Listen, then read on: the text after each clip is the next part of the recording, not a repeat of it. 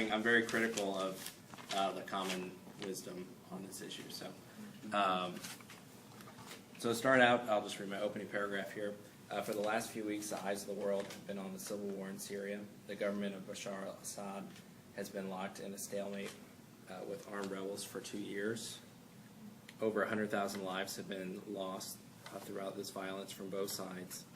While the Obama administration has called for regime change, the U.S. has yet to intervene militarily. A chemical weapons attack on a Damascus neighborhood on August 21st caused an international crisis as Syria crossed the red line. So that's kind of the context here. So to start off, I just want to go through the players. I don't know how much you guys know about the background in the situation, but Assad came to power in Syria in 2000 when his father died. I don't have his father's first name here, but his father came to power, I think, in 1970 or 1972.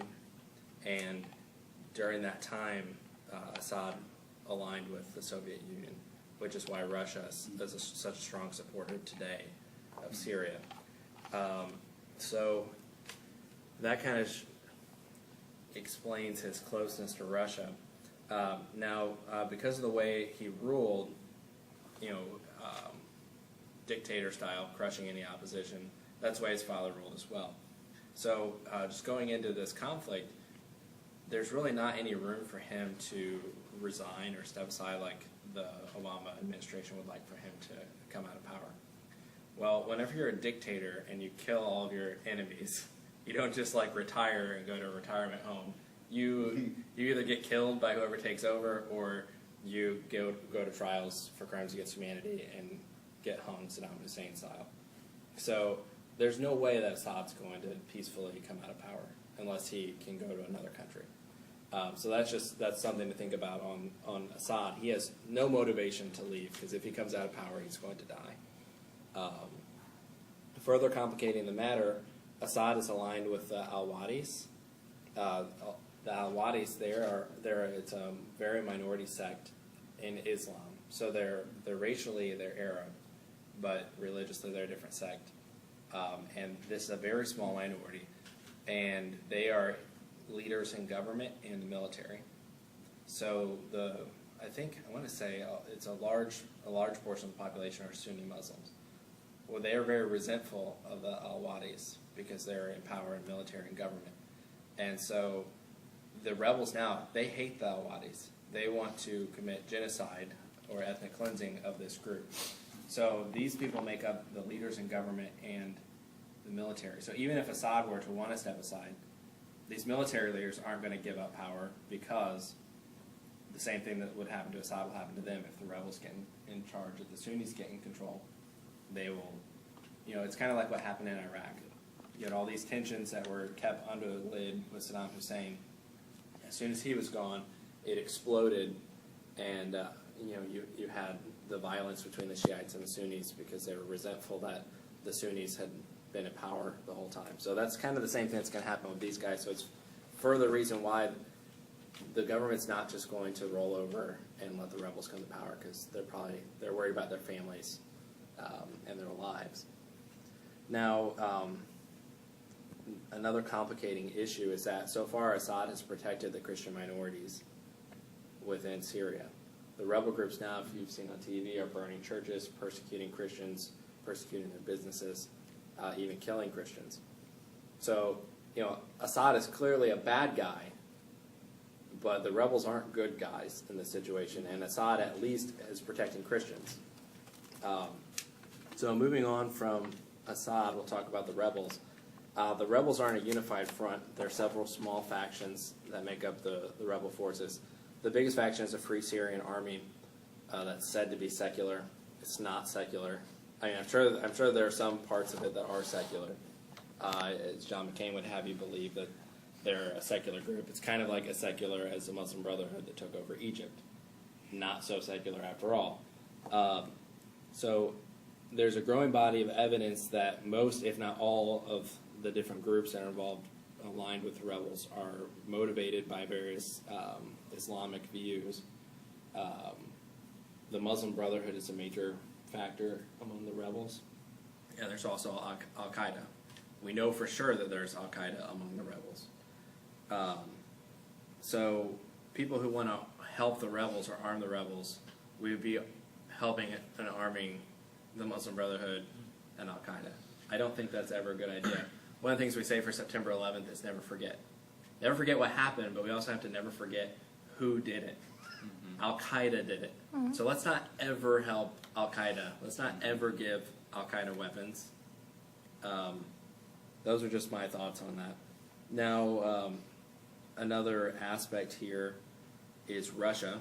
Russia's another player. Now, Syria holds key strategic importance to Russia because, Russia was the Soviet Union. Now Syria is the only military base that Russia has outside of its homeland. So, Vladimir Putin, I think he's still fighting the Cold War. It's a matter of pride that he doesn't want to give up the last place that Russia has really strong influence is this Navy base. And also, too, it's a warm water Navy base in the Mediterranean, so has a lot of strategic military importance. In December, they have a Russian aircraft carrier who's going to make a visit there to that port. Also, Syria is a client of Russia, so they buy Russian military equipment. Pretty much anything bad we don't want Syria to have, they're buying for Russia. Well, Russia needs the money. Let's see. And like I said, Assad's father was an ally of the Soviet Union. And then Russia also, Russia's been blocking action in the Security Council. Well, going back to the Cold War, Russia's always been against imperial meddling in other countries. So Russia's very concerned about international interventions in the sovereign states. So even if it wasn't a situation where Russia had a vested interest in keeping Assad in power, they would still probably be against this just because they don't like the United States or the Western democracies coming in and intervening in the sovereign country. Regional actors, you have Iran.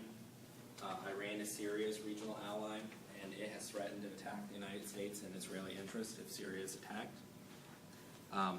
And also, another reason why Syria is strategic is because Iran's biggest enemy is Israel, obviously, and Iran's proxies, Hezbollah and Hamas, are funded and given money and supplies through Syria into Lebanon.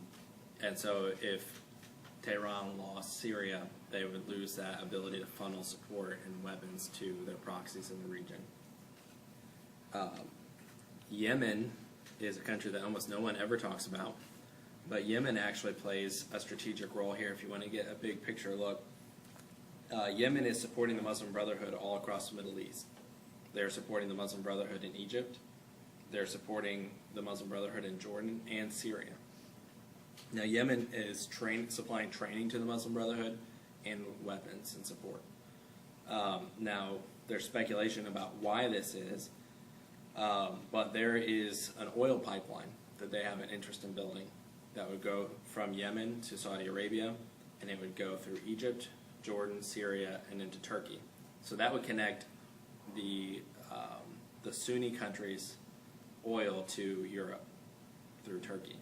Now there's a competing pipeline that they want to build that would go from Iraq, Iran, and Syria into Turkey. So Yemen is trying to get the upper hand to get their pipeline built because obviously Yemen would be cut out of, and also too you have the Sunni countries and the Shiite countries. Iraq is now a Shiite country, and so is Iran and Syria. So you have these Sunni Shiite things playing out, but so the country of Yemen, they're trying to overthrow the monarchy now in Jordan. They're trying to destabilize Egypt and bring the Muslim Brotherhood there, and they're also supporting the Muslim Brotherhood to oust Assad. So that's just something to keep in the back burner. They have a strong interest in seeing the Muslim Brotherhood come to power in the region. So another question here